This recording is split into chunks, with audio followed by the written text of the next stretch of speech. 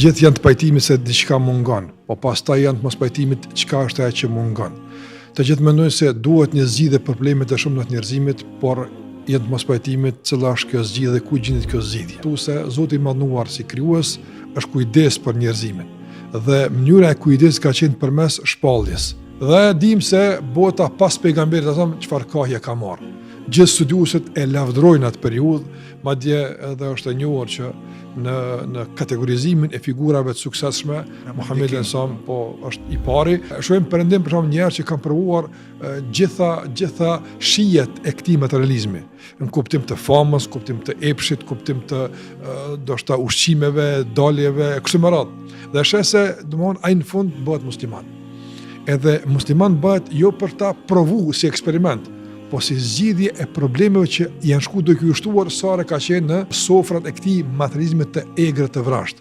Prandaj ai vetë e dëshmon, jam bu musliman për bë zgjidhje problemet e mia, edhe kur këto ekuilibra që rregullohen edhe në favor të shpirtërorës, Islami intervenon. Jo vetëm në favor të materiales. Shumë njerëz ndoshta dojnë mu udhëzu, po kanë frikë se ndoshta ky udhëzim i prish me shumë ndoshta interesa të kësaj dunjaje. Ndoshta një vajzë në shtëpinë e saj nuk gëzon për kraj nga prindët e saj për mbulesën, duhet njerëz që përmes juaj të shohin se e mundshme që ka të jesh një djalë i ri, një vajzë e re dhe të jetosh në frymën e Islamit. Gjitha këto, 10 e përzuar me xhenet, nëse e përkthejnë pasurinë e tyre sot, kanë qenë milionerë ata. 10 përzuar me xhenet, njerëzit elitarët e kohës së pejgamberit sa nga shokët e tij, kanë qenë njerëz që kanë pas para, kanë pas ndikim dhe kanë qenë patjetër. Jeta e Khadijës është shumë interesante. Fatkeqësisht nuk është e eksploruar sa duhet. Nuk e kemi shpërfat sa duhet. Ama ajo është sinqerisht një akademi në vete që ka çka studiues shumë pesoj. Megjithatë Allahu Azza wa Jall e ka bërë nga një shoqëri që e ka sfiduar kuptimin e dhunës fizike në një shoqëri që tash e sfidon në fusha të tjera për treguar se Islami nuk ka ardhur që t'ja lësh rrugën ti edhe ai mbijeton ku ka komoditet. Jo, Islami mbijeton ku ka sfidë, ku ka probleme, sikur është jeta jonë. Andaj njeriu ka pranuar me humbet vetën e tij apo me shpërfill origjinën e tij që të garantohet komoditeti e psharak që e ka ndërtuar shekuj me radhë fatkeqësisht apo. Njeriu ka fitu pikër kur ka gjithë Zotin e tij, jo kur ka fillu jeta e tij e vërtet me normale, që kjo është. Prandaj ne duhet jemi në kërkim të Zotit. Kush është Zoti jon?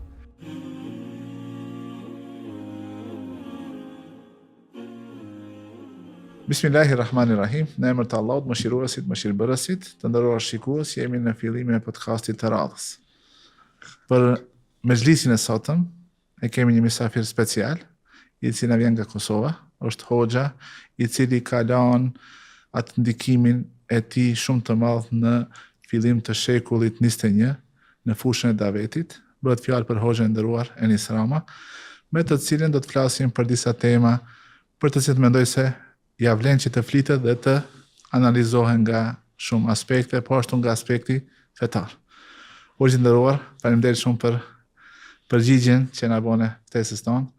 Si e mora vesh, kjo është podcasti i parë në të cilin merrni pjesë, që kjo është nder për mua, Allah shpërbleft.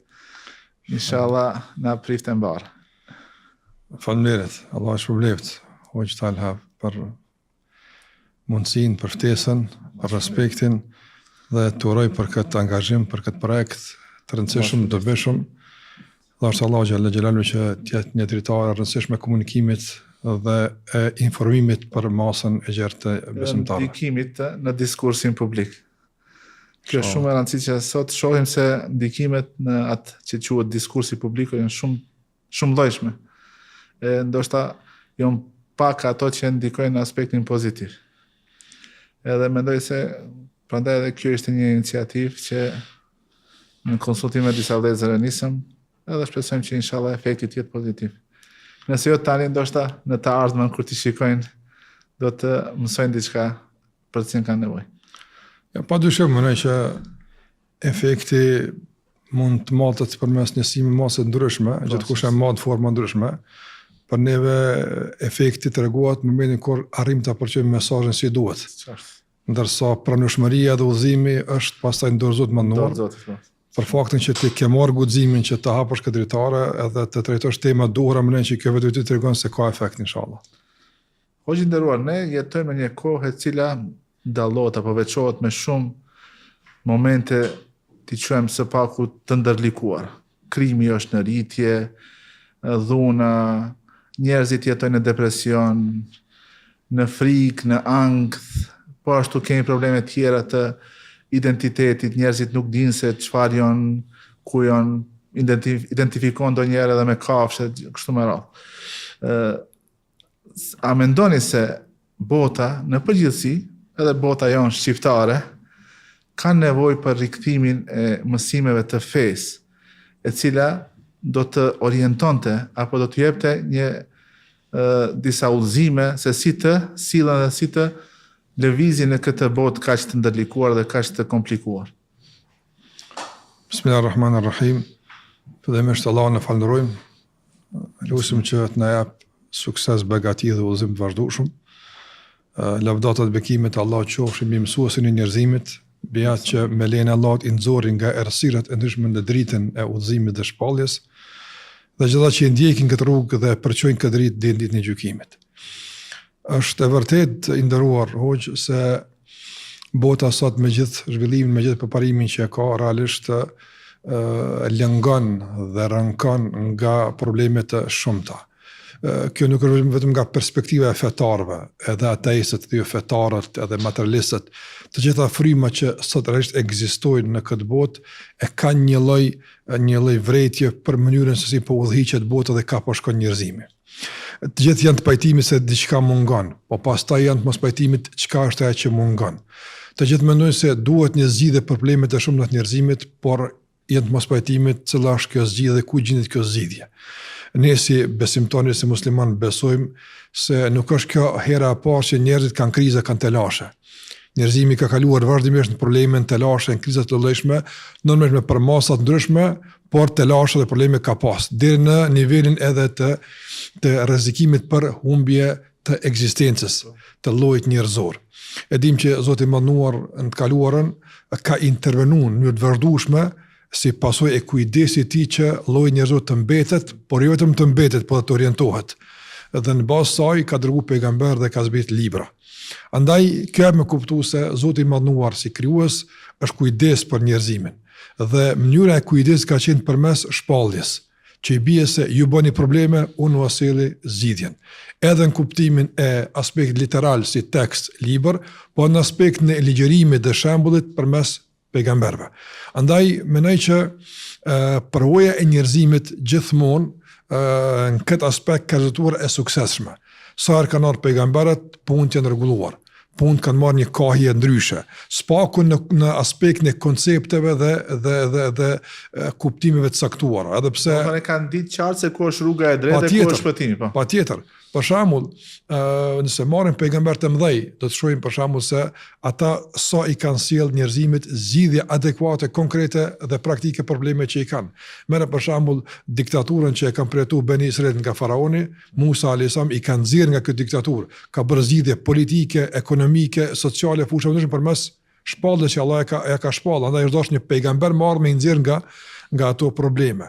Edhe vetë Muhamedi alayhis salam kur ka ardhur si ka qenë gjendja e njerëzve në botë, kanë pas perëndori, ka pas fuqi ushtarake, por ka pas agresion, ka pas dhunë, keqprodrim, robni, skllavëri e kështu me radhë. Izori të shumta. Ndryshme. Dhe dim se bota pas pejgamberit asom çfarë kahje ka marrë. Gjithë studiuesit e lavdrojnë atë periudhë, madje edhe është e njohur që në kategorizimin e figurave të suksesshme Muhamedi alayhis salam po është i pari, jo për shkak të aspektit fetar, se ata që e kanë kategorizuar nuk janë fetar, po për shkak të aftësisë së mësimeve që ai ka ardhur me bashku mes suksesit material në këtë botë dhe atij shpirtëror për botën tjetër. Kështu suksesi nuk kanë mujt me arrit asnjë njerëzit nga prirjet vetanake. Gjithmonë kush ka dorë sukses në gjitha rrafshet dhe dimensione njerëzore është dashur të referohet shpallës për shkak se vetë Allahu ka thonë ela ya'lamu man khalaq. Asu nuk din ai që ka krijuar. Andaj edhe sot ne shohim që njerëzit për shembull atë po e tekrojmë në dimensionin shoqëror dhe familjar, po kthehemi në dimensionin individual. Shohim perëndim për shembull njerëz që kanë provuar gjitha shijet e këtij materializmi, në kuptim të famës, kuptim të epshit, kuptim të ndoshta ushqimeve, daljeve, kështu me radhë. Dhe shese, domthon ai në fund bëhet musliman. Edhe musliman bëhet jo për ta provu si eksperiment, po si zgjidhje e problemeve që janë shku duke u shtuar sare ka qenë në sofrat e këtij materializmit të egrët të vrasht. Prandaj ai vetë e dëshmon. Jam bo musliman për bë zgjidhje problemet e mia, jo të varfnis se ka qenë i varfër, jo të famës se ka pas famë, po me bë zgjidhje problemeve të qenies së tij ekzistenciale si njeri. Dhe këto dëshmi janë tregues i qartë se njerëzit sot duke filluar nga individi, shko tek familja, e shoqëria, e kështu tek njerëzimi mbar, ka nevojë për udhëzimin e Zotit, ka nevojë për t'u kthy vetvetes, për t'u kthy origjinës dhe për t'u kthy realisht koncepteve të rëndësishme që mbi to ndërtohet bashkëpunimi i llojit njerëzor dhe prosperiteti në gjitha fushat që njeriu ka nevojë për to.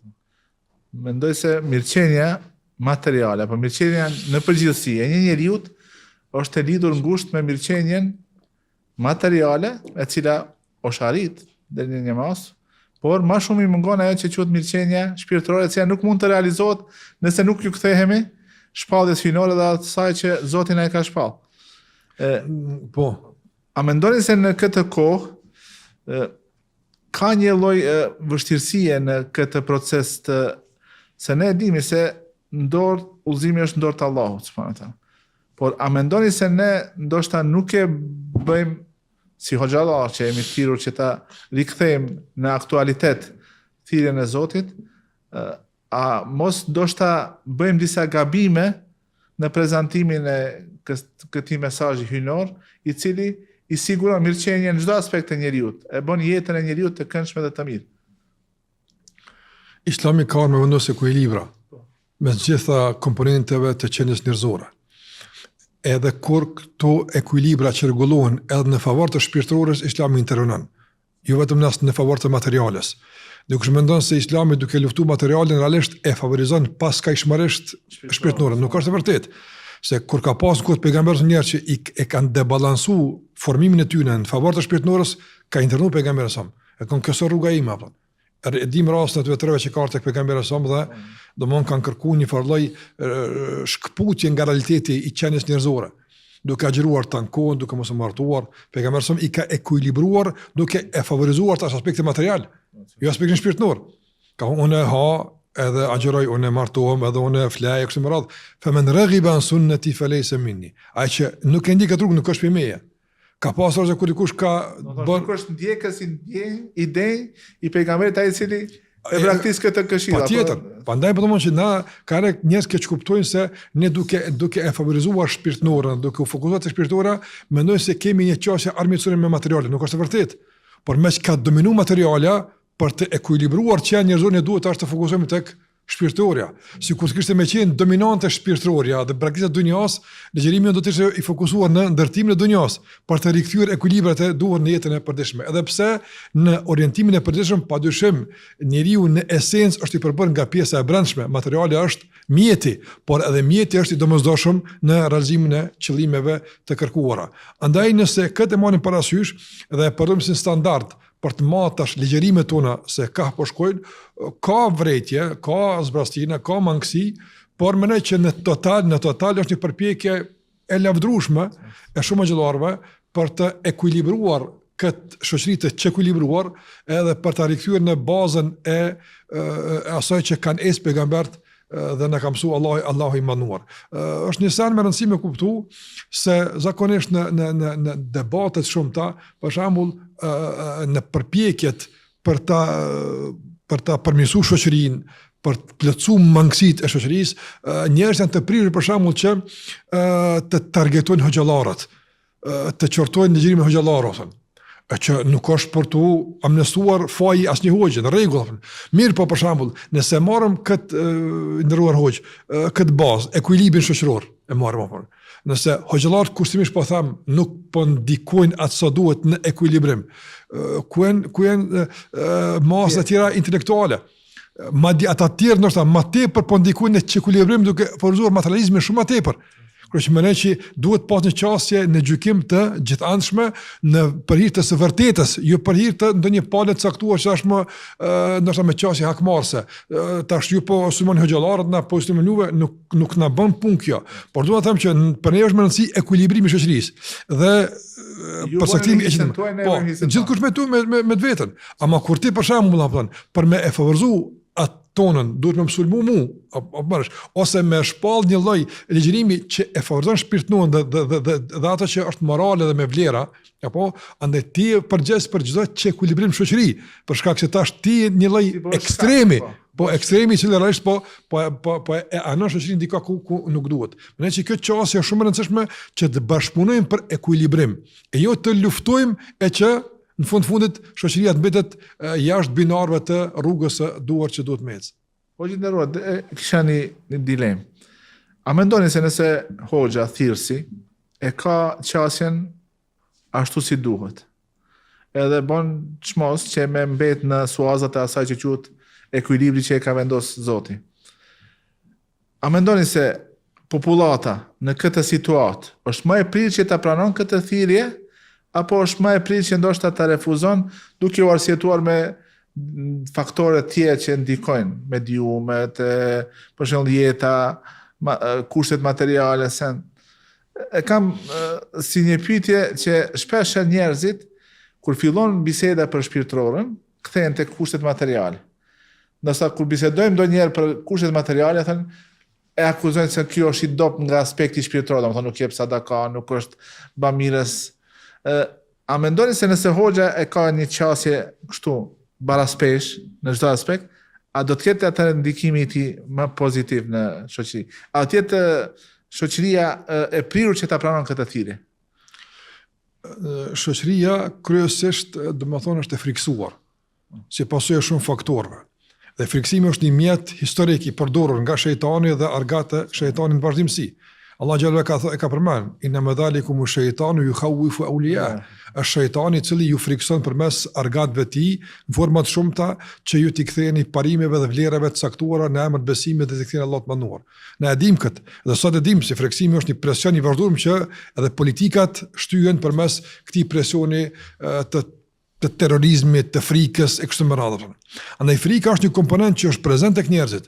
Na dim për shembull shumë njerëz ndoshta dojnë mu udhëzu, po kanë frikë se ndoshta ky udhëzim i prishme shumë ndoshta interesa të kësaj dhunjaje.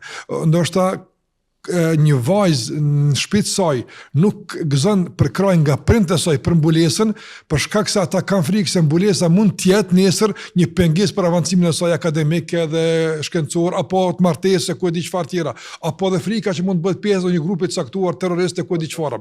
Domthonë na shumë që frika ekziston, pastaj manifestohet në forma të ndryshme. Andaj çfarë duhet bërë na? Na duhet bërë që njerëzit të qetësojmë. Të qetësojmë përmes dy mënyrave, edhe në kuptimin e ligjërimit të qetë, të argumentuar dhe të frytshëm, dhe përmes shembujve praktik të cilët realisht e kanë kalu pragun e frikës dhe tash jetojnë të qetë. Janë dy këto që na duhet. Domthonë, sikur se tha pejgamberi, antum shuhadaullahi fil ard, ju jeni dëshmitarë të Allahut në tokë. Prandaj për shembull, unë kam thonë në shumë raste rinisë, studentëve, trejave, të rinjve, vazhdimisht ju thonë që Islami juaj nuk është i juaj individual, është i juaj i përveti fillimisht, por është edhe për të tjerët. Duhet njerëz që përmes juaj të shohin se e mundshme që ka të jesh një djalë i ri, një vajzë e re dhe të jetosh në frymën e Islamit. Qenë mjek i suksesshëm. Gjitha këto, për shembull, sa ka njerëz që për shembull nuk e paramendojnë zhvillimin e një biznesi pa huazime kamatore, se paramendon. Da kemi shembull njerëz që nuk merr kamat dhe ja ka dalë sot të zhvillohet në biznes. Nuk është e lehtë, është shumë e vështirë. Por nuk më rëndësi është e vështirë, më rëndësi është e mundshme. Kjo është e rëndësishme. Andaj Allahu xhallahu nuk na ngarkon për të mundësive. Momenti ku përfundon mundësia, përfundon kërkesa, na këtë dim fetarisht apo. Prandaj na kemi nevojë që me punu në dy rrafshe i nderuar hoxha. Hoxhallarët me punu me kuptim të ligjërimit, por hoxhallarët me familjet e tyre, me fëmijët e tyre dhe me xhamatën e tyre të ofrojnë një shembull praktik adekuat të një shoqërie në miniatur, se si funksionon ajo me udhëzimet e fesë, që njerëz me pas një shembull praktik që pastaj ata mund ta ndjekin në jetën e përditshme. Nëse ne jemi të shkputur nga leti njerëzve, nuk kemi shembull praktik dhe ne nga distancë ligjërojmë, kjo padyshim se do të prodhon efekt negativ, do ta rrënjëson frikën dhe do ta shton distancën mes neve dhe masës së njerëzve. Kështu që mendoj që duhet punuar vazhdimisht në këto dy aspekte. Ligjërimi të jetë i përshtatshëm për masën e njerëzve, qetësues, garantues për shumë, domethënë, probleme që ata i kanë, e para, dhe e dyta, me shembull praktik të jetës së përditshme, se nuk janë xhamatli ata që kanë pas depresion, dhe si pasojë e depresionit kanë në xhami, nuk janë të varfër dhe nuk kanë çka me bë dhe kanë kohë mjaftueshëm dhe tash vinë xhami. Jo, po në xhami kemi ne më shumë të atil që kanë punë, janë zonë për gjenë kumë për xhami. Duke filluar edhe nga koha pejgamberit sa ne dim këtë punë. 10 të përzuar me xhenet, nëse e përkthejmë pasurinë e tyre sot, kanë qenë milionera ata. 10 përzuar me xhenet, njerëzit elitarët e kohës së pejgamberit sa nga shokët e tij, kanë qenë njerëz që kanë pas para, kanë pas ndikim dhe kanë qenë patjetër. Pejgamberi sa gruan e parë që ka pas, që është gruaja më e vlefshme, Khadija radhiyallahu anha, ka qenë tregtare, ka bë biznes dhe pejgamberi ka martuar. Shikoni, këtu është interesant, ka përmendur disa raste, jeta e Khadijës është shumë interesante. Fatkeqësisht nuk është e eksploruar sa duhet. Nuk e kemi shpërfaqur sa duhet, ama ajo është sinqerisht një akademi në vete që ka çka studiuar shumë pesoj. Për shkak se konsiderohet njeriu kryesor kyç në jetën e pejgamberit alayhi salatu wasallam është krahas si kryesor i parë, i cili e ka reagimi i saj është fantastik apo e rëndësishëm shumë apo. Tash për shembull, Allahu azza wa jall e ka rujt pejgamberin për shumë sanave para shpalljes. Çdo gjë që ka mujt me që një njoll për te në shpallje e ka rujt Allah para shpalljes apo. Domthon asnjëherë s'ka qenë shoqi të keqe, s'ka pi alkool kurr, s'ka qenë për shembull me rrugëve të këqija, s'ka dhur idhuj. Asnjëherë. Pse? E ka rujt Allah për mirë po, gruaja që e ka martuar pejgamberin ka qenë gruaja që ka bërë biznes. Sigurisht kishme qenë problem që një pejgamber ta merr një grua që e dominon në kuptimin ekonomik, nuk është e mja mundësu që është më e pasur saj. Po, nuk është e mja mundësu pejgamberi të martua, apo kupton? Dhe mendoj që kjo është një aspekt i rëndësishëm e kuptuar që Allah ja ka përzgjedhur bashkën e parë që të jetë një grua që është e suksesshme, elitare, një grua e ngritur, që ajo të jetë përkrahasi kryesor i pejgamberit për treguar se një grua që i lexon ashtu si duhet ndodhit. Kjo po si ka lexuar rastin e shpalljes, është me të citat vet, është një akademi në vete që patjetër. Po duhet të them që kjo përzgjedhje nuk është e rastishme. Që gjithçka në kohë të pejgamberit është shumë bukur e caktuar nga Allah te bareku teala. Shikoj për shembull edhe në këtë kontekst më pranon për shembull përbërja shoqërore në Medinë. Tash nëse shikojmë nga perspektiva logjike jonë, nuk do duhet të ishte e përbërje shoqërore në Medinë ashtu. Pse? Pejgamberi sa në Mekë a ka pas problem për shkak të diversionit shoqëror. Ka pas problem. Ata kanë mënu kështu, dhe si pasojë e mosdurimit ka ardhur të problemi. Apo. Tash me që po shpërngush nga ky vend dhe je tek në fillim duhet spaku një shoqëri më homogjene, ku kretën si ti, këtë mënyrë si ti, pastaj shkon duke e shtu diversitetin kurtive që i fortë. Logjikisht në kështu kishë menuar. Medina s'ka qenë kështu. Medina ka qenë halama kolorite se sa Mekë ja, marrësh. Aty diversiteti, ajo lloj-llojshmëria ka qenë ndoshta e fshehur. Munafiqët kanë qenë të fshehur. Po ka edhe ka qenë më sfiduese. Shikoj, ka qenë më sfiduese për shkak se në Mekë për shembull, kurësht e Mekës e kanë përdorur veç aspektin e dhunës fizike, e dukshme, po jo intelektuale. Apo, ndërsa hebrejt në Medinë kanë qenë intelektual në kuptim të njohjes së shpalljes dhe ballavaqimet ka qenë më sfidues. Megjithatë Allahu azza wa jall e ka bërë nga një shoqëri që e ka sfiduar kuptimin e dhunës fizike në një shoqëri që tash e sfidon në fusha të tjera për treguar se Islami nuk ka ardhur që t'ja lësh rrugën ti edhe ai mbijeton ku ka komoditet. Jo, Islami mbijeton ku ka sfidë, ku ka probleme, sikur është jeta jonë. Andaj pikërisht kjo është ajo që e bën Islamin të fortë dhe e bën me të vërtetë shumë këndshëm. Ato është zgjidhja për njerëzimin. Patjetër, për sa zgjidhje, se ai ka pikërisht ku ka probleme, nuk ka rahati.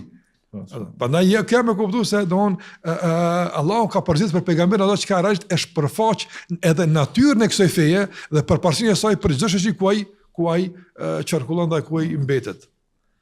Në kërkim të njeriut fetar në shekullin 21, sipas juve, cilat janë pikat kryesore të cilat duhet të përqendrohet ai për të qenë një besimtar i denj, besimtar i mirëfillt, besimtar i cili ka arritur atë baraspeshën që e përmendëm më herët në jetën e tij. Sot njeriu ka në kërkimet e tij të fushave të shumta ka gjetë shumë sana. Mirë, po fat keq vetën se ka gjetë. Po njeriu ka humbur. Ala se ka eksploruar veten sa duhet. Edhe nuk guzon me eksploru. Sot e shohim që në shumë qarqe, domthonë ka frikë të eksplorohet edhe vetja e njeriu. duke filluar nga origjina e tij. Për shembull, shiko me çfarë them kushtimisht me çfarë presioni, për shembull, çdo tendencë për ta kontestuar teorinë e Darwinit, për shembull, edhe luftohet. Pse? Pse është një konform zonë e imponuar, e cila pastaj garanton shumë gjëra të matutjeshme. Momentin kur kjo kontestohet, kur këtu bëhet zhurmë, do të përcillet tingulli i zhurmës në gjitha fushët e jetës tjera. Apo, pa njerëzit nuk lejojnë këto që kjo të ngucet.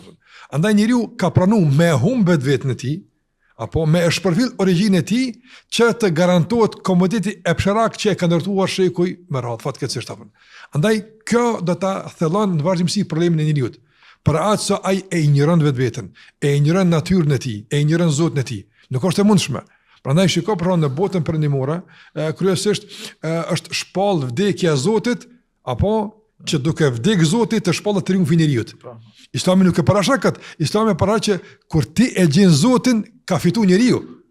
Njeriu ka fitu pikër kur ka gjen Zotin e tij, jo kur e ka Ka fillu jeta e tij e vërtet me normale, që kjo është. Prandaj ne duhet jemi në kërkim të Zotit. Kush është Zoti jon? Në kërkim të krijuesit, në kërkim të qëllimit të krijimit që ai na sotin këtë dunjë për ta. Në kërkim të gjitha këtyre edhe të tjerave koncepte, ne e gjejmë vetëm kush jemi ne. E gjejmë përbërësit ton kryesor nga çka përbëhemi ne dhe kërkesat e çdo aspekti nga i cili përbëhemi, që ta ushqejmë veten ton me ushqimin e duhur, adekuat, edhe në kuptim material, edhe në kuptimin mendor, edhe në kuptimin shpirtëror, edhe në kuptim moral, edhe në çdo aspekt që duke ushqyer veten ton ta qetësojmë, se njeriu i rritur është i shqetësuar, është arrogant, është nervoz. Pa ne e shohim njeriu i cili për shembull në kuptimin e aspektit material shumë i ngopur, madje i stërngopur, por varfënieti shpirtëror e ka bë nervoz, e ka bë arrogant, nuk është i qetë, është normal nga se kjo uri i krijon presion të vazhdueshëm.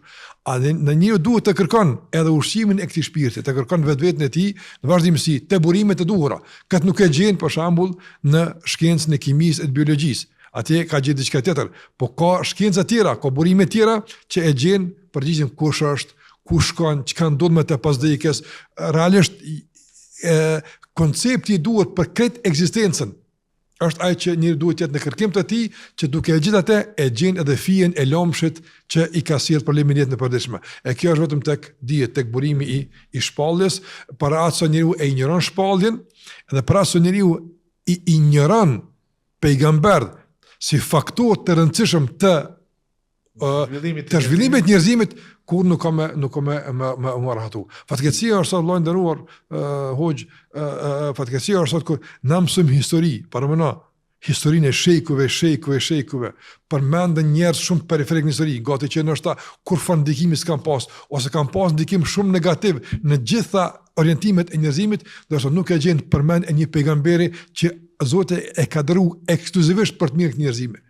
Andaj injorimi i një bamirësie kaq të madhe, i një kontributi kaq të madh, është injorimi i vetvetes. Nuk mund të bëjmë rahat kur përsa injorojmë bamirësit, injorojmë mësuesit, injorojmë udhëzuesit, udhërfysit, dhe megjithatë injorojmë Zotin tonë që në vazhdimsi është kujdes për neve. Duke i promovu disa parime kinse shkencore, ata e kanë larguar këtë aspektin. Dhe çdo gjë që ka të bëjë me shpalljen, me pejgamber, me të dërguarit, e llogaritin si diçka që është nuk është shkencore, është në atë domenin e bestytnive, besimeve. Kjo pastaj e bën që njeriu të vazhdon me jetën e tij, ta thojmë së paku çoroditur apo të çorientuar, ku nuk e di se nga është nis, ku është duke shku, se i ka gjendjen.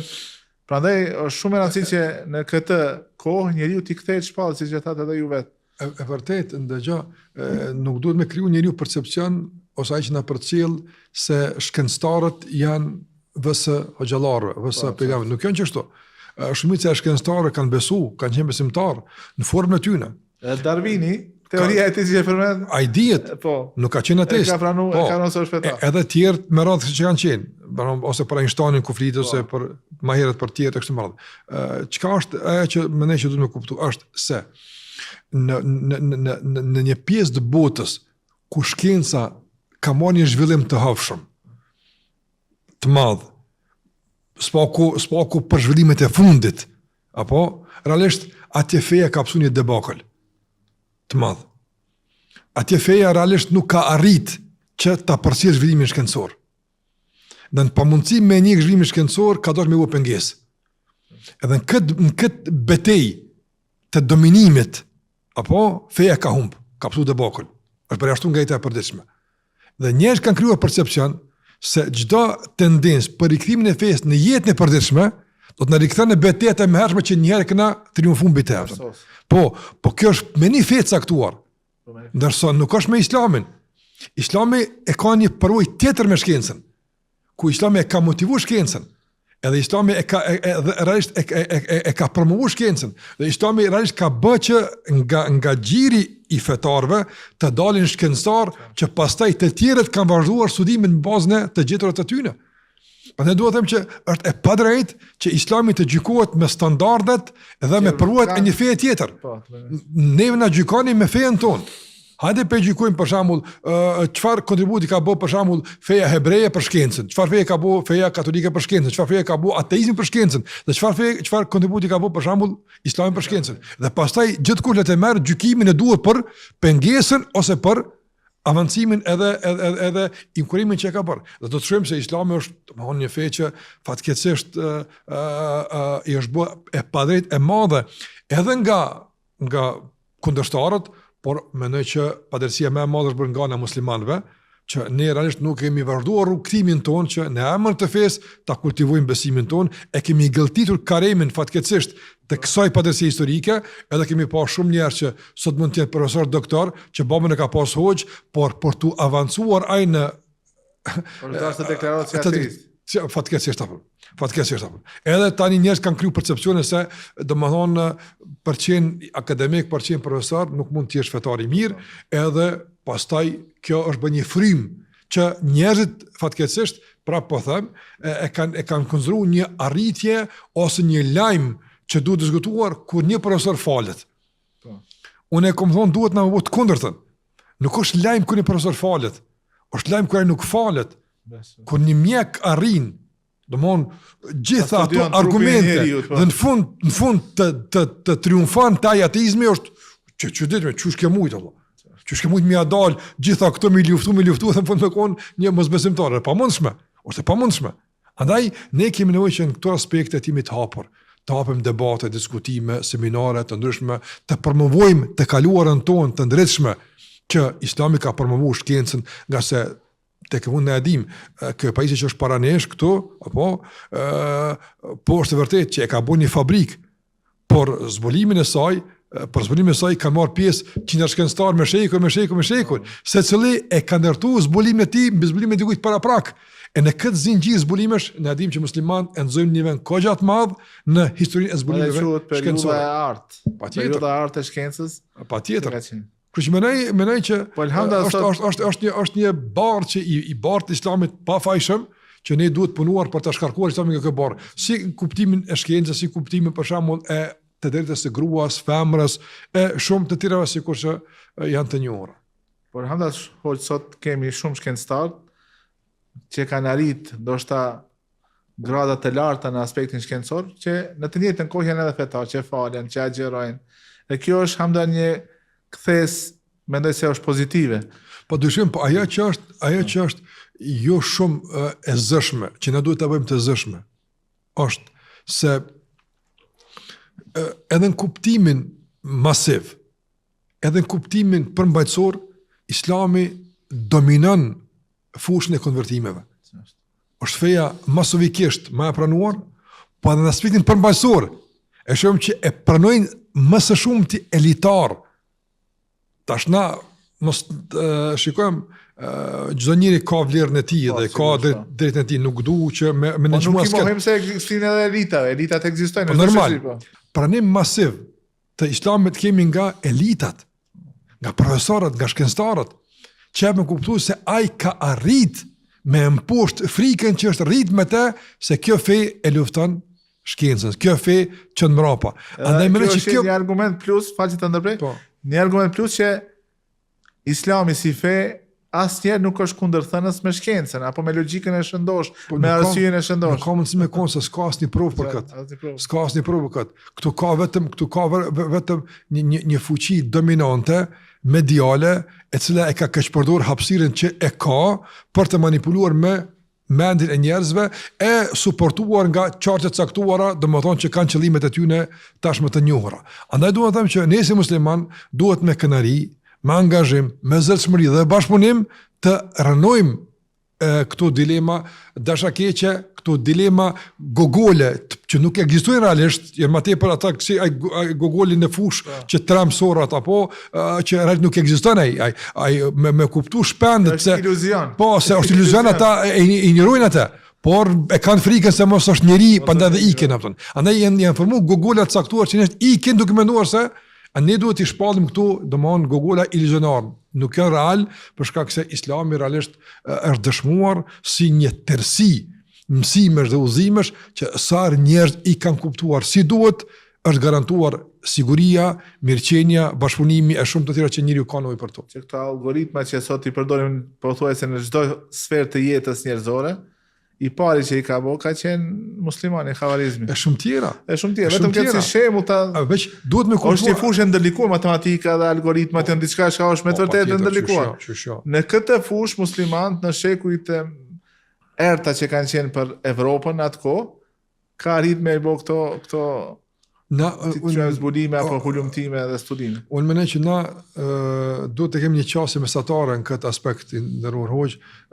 Për shembull, kur dikush thot po që ata shkencëtarë që kanë zbuluar e kanë kontribuar nuk janë musliman. Ne i mirënjohës si njerëz çdo kujt për çdo kontribut. Ne i mirënjohës çdo shkencëtar që ka dhënë mundi, ka kontribuar që sot ne përdorim mundin dhe djersën e tij për të lehtësuar jetën tonë. Ne jemi mirënjohës.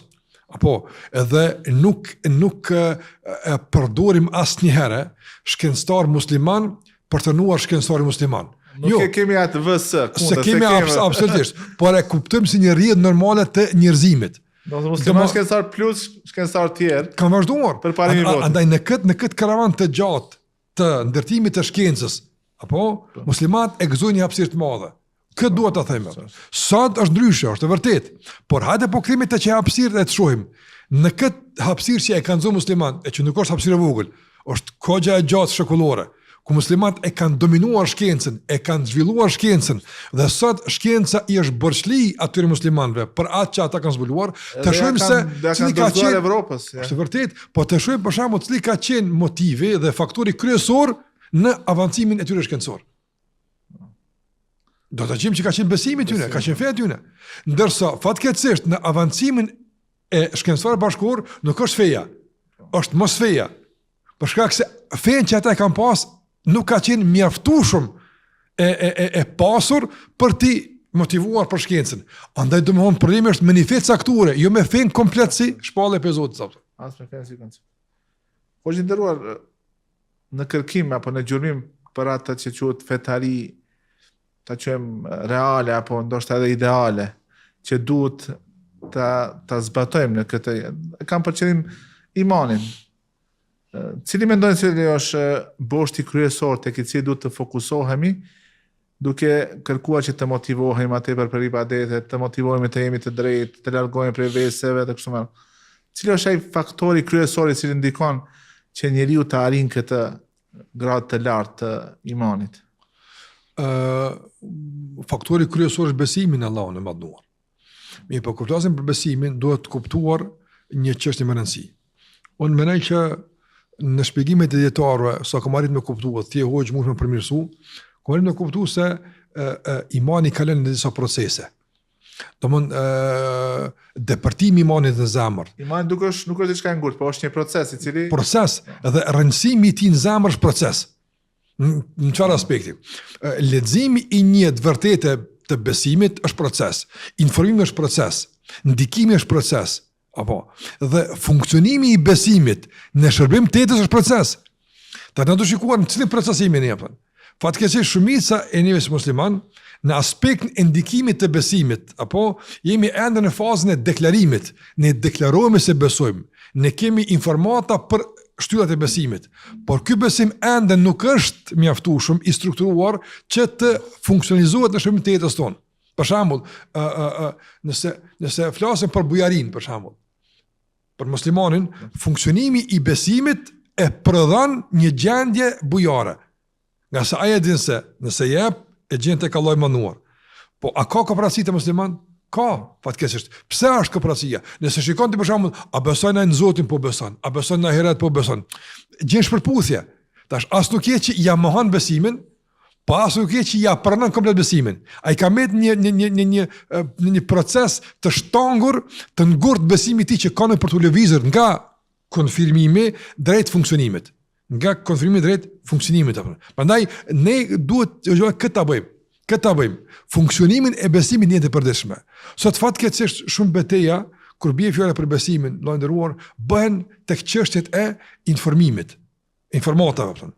Kjo është besim, kjo është kufër, kjo në rregull, kjo është pjesë që duhet diskutuar, padyshim. Mirë, po kemi mbet në këto betejë në dëm të funksionimit. Prandaj nuk kemi arrit ende që mu dasht që duhen besimtarët, të bashkëpunojmë që bashkëpunojmë besimtarët, të sakrifikojmë që sakrifikojmë besimtarët. Tash s'kemi arritur, jemi mrapa. Procesi është shumë i ngadalësuar, shumë i ngecur. Kështu që mendoj që ajo që e bëni mëson të kompletuar është realisht kompletimi i procesit ose kompletimi i instalimit të besimit në jetën e tij. Të instalohet me gjitha procese kërkuara, nga informata deri te vepra. Imani në Islam nuk është vetëm fjalë, nuk është vetëm bindje, por është edhe praktik. Zbatimi është reflektim, është funksionim. Po, të më funksionimi aty e mirë. Patjetër. Aty imani dhe bindjes që e keni. Për këtë arsye na po them që në këtë aspekt më punu shumë. Andaj edhe nëse i referojmë fjalëve të dietarëve më hershëm do të gjejmë se ata në këtë kanë luduar, në këtë funksionim. Kur Imam Shafiu rahimullah thot për shembull, sikur besimtarëve t'ju zbriste vetëm sura Al-Asr, do të mjaftonte. E gjen përgjigjen për këtë. Pse? Aty ki për shembull njerëz janë humbje. Ndërshtim. Përveç kush? Ka besuar, ka më punë mira. Pastaj s'u mjaftu kaq. Funksionimi i besimit tyne kalon në me bashkëpunim, me tjetër kalon në durim, kalon në përpjekje, kalon në angazhim. Andaj, kjo është kompletim besimtarit, që shka dhënë djetarët, e kompleton vetveten dhe pastaj sërën me i kompletu të tjerët. Që kjo musliman i duhet. E kur Allah përmend këtë proces, fillon me besimin, pastaj kalon tek vepra e mirë. E ka nda Allah veprën, jo pse është e ndarë nga besimi, o për shkak se është tregues realisht i funksionimit të besimit, është tregues i ndërtimit të duhur të besimit. Nëse njëri për shembull ka besimit të shëndosh, imani të shëndosh. Po imani nuk është ndëgjë, na kemi për shembull njerëz që mund të jenë edhe orientalist, kanë informata për besim më shumë se besimtarët. Apo edhe i dinë ato divergjenca. Po i dinë ato këtë, po nuk është iman, nuk është iman i gjallë, nuk është funksional. Apo nuk përkthehet në bind, nuk përkthehet në lëvizje. Prandaj ne kërkojmë jo vetëm informatë, jo vetëm me ditë. Po duke filluar nga pranimi deri te gjitha fazat e tjera që kërkohen të funksionalizohen në instalim të përfundimtarët kompletuar të besimit. Ne e dimë për shembull dietarët kur kanë folur për kushtet e fjalës la ilaha illallah, që është baza e besimit. E para është dija, po dhe 6 tjera. Shikoj edhe 6 procese të tjera për ta plotësuar fjalën la ilaha illallah si duhet në jetën e besimtarit. Kështu që të mbeturit në pozicion vetëm të dijes e të informatës, pa kaluar e procese të tjera, mendoj që është një ngecje problematike që e bën një besimtar të mangët. Çdo besimtar sa më tepër plotësohet në këto faza të kushteve të fjalës la ilaha illallah deri në fazën përfundimtare e të kompletohet me kushte kësaj fjale, u mendoj që do të mbet i mangët përsa nuk ecë në këto rregulla që dietarët i kanë përmendur, në këto hapa që i përmendën për ta kompletuar dhe për ta përkry procesin e instalimit të besimit si duhet në jetën e tij të përditshme, edhe në kuptim brendshëm, po në funksionimin e tij në aspektin e jashtëm. Po nderuar në aspektin e këtij ndërtimi të personalitetit të besimtarit. Ju shpesh keni folja dhe madje keni edhe libër. Sa është e rëndësishme njohja e Allahut? Ne ndoshta në këtë botë me kaq shumë faktorë që ndikojnë në ndërtimin e njerëzit, e kemi anashkaluar nevojën që ne ta njohim Zotin tonë dhe pastaj ajo reflektohet edhe tek imani, tek bindja dhe me ato mangësitë që i ka. Muhamedi alayhi sallam kur ka përmend jo për ta lavdruar vetveten kuptim të dominimit, jo, po për tregu e përsinë e tij mbi njerëzit, me çka ka ndërtu? ana a'lamukum billah. Unë e një Zot më mirë se ju. Do njohja e Allahut është tregues i një formimi, i një ndërtimi të duhur që tregon pjekurinë e një besimtari. Nga ana tjetër, njohja e Allahut xhalla xhelaluhu e shton dashni për Zotin. Dhe ku ka dashuri, sikurse ka thënë Ibn Qayyim rahimullah, nuk ka rezerva për nështrim. Sa më tepër e don, largon hamendësitë. Dashuria lufton hamendësitë. Ti kur e don djalin tënd nuk hamendesh, a minimum, më njëherë jap. E gjitha këto bariera që i vjen hamendësia i lufton dashnia. Raporti, apo. Ti për nëse një për shkakun se tash prindi të ka vdek, apo nuk hamendësosh tash a më dhon parë për me borose, më njëherë sa duhet. Apo kush ka eliminu këtë distancë që e kren hamendësia, dashnia. Ne ku ka dashni, s'ka hamendësi. Sa më të ka hamendësi, ka mungon dashnia apo. Për shkakun tek Abu Bekri radhiyallahu ta'ala, s'ka pas hamendësi apo. Se e ka dash pejgamber sa ngjitën. Don, s'ka pas hapësirë. Dashnia s'ka në hapësirë. Nuk ka liu hapësirë, po absolutisht. Dashnia e ka ngjit zemër me zemër. Prandaj edhe ka shku korrekt e kanë sfiduar, kanë thonë Abu Bekri tash shokojt. Po, a ka thonë, u kryen punë. S'ka hamendje këtu. Nuk është hamendje ku ne pas na besuan me Allah, dhe mos të helbet kom gabuar. U kryen punë. Ka marrë fund. Andaj dashnia lërgon hamendësinë. Dashnia lërgon hamendësinë. Nga dobit e dashurisë që e ka pranë dietar është edhe, domethënë, e lehtëson nështrimin. Se nështrimi është i vështirë. Adhurimi ke pa, ti e bën, po e bën pak me një lloj përpjekje. Sa më shumë dashuri, përpjekja kalon në kënaqësi. Përpjekja nuk është mundmo, po është kënaqësi. Kush e bën dallimin mes përpjekjes që të jetë kënaqësi dhe të jetë mund, dashnia. Kur e don, kënaqesh. Nuk nin mund, absolutisht. Dashuria arrihet me njohjen e Allahut. Njohjen e Allahut azh. Sa më shumë e njeh, e don. Dietarët e kanë përmend kush e njeh Allahun, e don Allahun. Dhe jo që Allahun, vëllai nderues, por Allahun tek unë është e dishme. Pejgamberi na ki mundsi me njohës mos më dash. S'mundesh mund, pa mundsh më. Pa mundsh më. Kush e njeh e don. E don, apo. Kush e njeh Allahun e don. Ai dashnia për Allahun është ajo që arrit krahasimet të parën që ceka në pjekurinë në plotësimin. Pastaj njohja Allahut hoqë nderuar na jep përgjigje për shumë shpjegime fetare. Shikoj për shembull Allahu i manduar të gjitha ajetet që përmbajnë në vetë mesazhet besimit ose mesazhet të nështrimit e të adhurimit i ka përfunduar me në emrin të Allahut të caktuar, apo Gafurur Rahim, Azizun Hakim, e kështu me radhë. Aja që për shembull që vetë një shembull se më lën koha me tregu. Shikoj për shembull Allahu flet për periudhën vendimtare të njeriu. Ku njeriu që aty e ka marr kohjen e të gjithë në përsi. Cila është ai periudhë kur e ka pranuar emanetin? Inna aradna al-amanata ala samawati wal-ardi wal-jibal fa abayna an nahmilnaha wa ashfaqna minha. Ne kemi ofruar këtë amanet, këtë përgjegjësi kodrave, bjeshve, qiejve, tokës, këto më radh, refuzuan dhe patën frikë. Fa hamala al-insan. Njeriu e ka marrë bisupet e tij. Innahu kana zaluman jahula. Ai ka marrë, domthon po njeriu në raport me këtë amanet është i padrejt, është ignorant. Është interesant se në përfundim të surës Allahu ku flet në surën Ahzab, ku Allahu flet, domthon për njeriu dhe flet Allahu për vetveten. Tash kush e ka dhënë njeriu të amanetin? Allahu. Mirë, si e ka marrë njeriu këtë amanet? Me padrejsi, me mosnjohuri, me ignorancë. Nuk e ka trajtuar si duhet, apo? Mirë. Qasin e njeriu të padrejt ka shi emanetit, dhe me ignorancë, dhe me distancë, apo? Si e ka trajtuar Allahu xhallahu ala? Fundi është wa kana Allahu Ghafurur Rahim. Allah është falës më shërues. Për të treguar po se ju gjithmonë keni me pas mangësi, jo s'mund të jeni të kompletuar në aspektin e dijes, do të mjetën gjithmonë të prekur nga ignoranca, nga padrejtësia në kuptim të vetvetes në maspari, zullum me mëkate të tjera.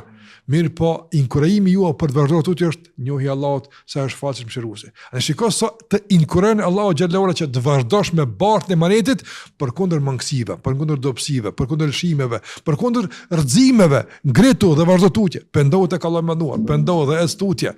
Ky inkurajim kaq i fuqishëm, kaq i rëndësishëm, pe ku buran? Njohja e Allahut. Shiko, Allahu përmend fund apo thon, Gafur Rahim, ai mshesh, se ka mund me konfundë ai për shembull apo thon me emrat Allah që tregojnë për aziz, tregojnë domon dënimin, e përsin, fuqin, po ka mund me kon, ja. Ty të vinin kurem, ty të vinin për gdhelje. Ama presëm për teje, përpjekje. Po përpjekje, kime gjetë rrugën dhe kime shpëtu dhe kemi qeni falur për kundër mangësive dhe për kundër shime që i ke në këtë rrugë. Shiko sot inkurajnë njohja Allah të barëtara. Pastaj njohja Allah të jap shpjegime për shumë sene, na falem për shembull për origjinën, për krijimin. Emri Allah El Khaliq, krijuesi. Çka ka krijuar Allah i manduar? Të jap shpjegime shkencore.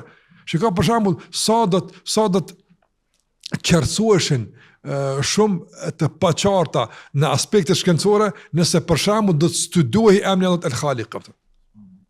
Për shembull, emri Allah El Hakim, se ka urtësi gjithçka, nuk është e paqëllimt, ka urtësi, ka edhe Hakim kuptim të përsosmërisë. Prandaj edhe sot efekt Qadir i gjithfuqishme.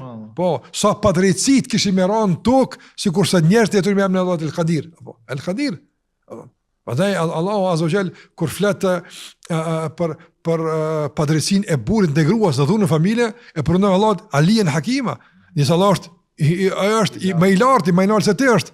Nëse ti më i lartë se gruaja e dominon për shkak të forcës që ki, me ty është Allah i mënduar apo thon. Mane Allahu gjendë do dominon e të këndur. Po ta kujton se ka dikush me ty që ka thon apo. Pastaj thot o fawqa kulli dhi ilmin alim, shkencëtar mos me kap arrogancë me dimallësia, kur s'ka mësu Allahu se me çdo dikshëm është i dikshëm. Sikur se ka thonë Ibn Abbas radiallahu anhu koment, ka mbi çdo dikshëm është i mësuar që e ka mësuar, mbi gjithë ata është Allahu i gjithdijshëm. Andaj t'jap orientim, t'jap qetësi në jetën tonë, njohja Allahut të manduar. Pastaj edhe stimulon gjitha vlerat e tjera, sikur thash është bamirësia, është falja. Pse më fal? Po ta fal Allahu ty atë. Shiko, pse më mëshiru? Mëshironi si mëshiron ai që është në qiell. Po. Falërimin mirënjohja që sot njerëzit janë duke vujt. Shiko, sot mungesa e mirënjohjes fatkeqësisht është një epidemi që ka prirë këtë njerëzit. Ankohen për shembull prindrit se fëmijët spijojnë mirënjohës. Ankohet fëmia që prindi s'pash mirënjohës ndaj tij. Ankohet mësuesi, çdo stres e ka një ankesë për mungesë të mirënjohjes nga pala tjetër apo. Kush e stimulon? Te Allahu. Çka ka thënë pejgamberi sa? Me lemi shkurin nas, lemi shkurilla. Se ka kush nuk e falëron njerëzit, nuk ka mundësi të jetë ndaj Allahut të ndërues. E një Allahu si e shekur se ai është që meriton falërimin. Andaj kjo të edukon që t'jesh ndaj Allahut, pastaj ndaj njerëzve falëndërues. E shumë tjera me shembuj shumë të pafund që domthon njohja Allahu xhallahu ala realisht është një burim i pashtershëm edhe i informimit, edhe i edukimit, edhe i inkurajimit, edhe i paqes, edhe i tërë asaj që njerëzit sot kanë patjetër, që njerëzit kanë nevojë për jetën e tyre në këtë botë edhe në botën tjetër.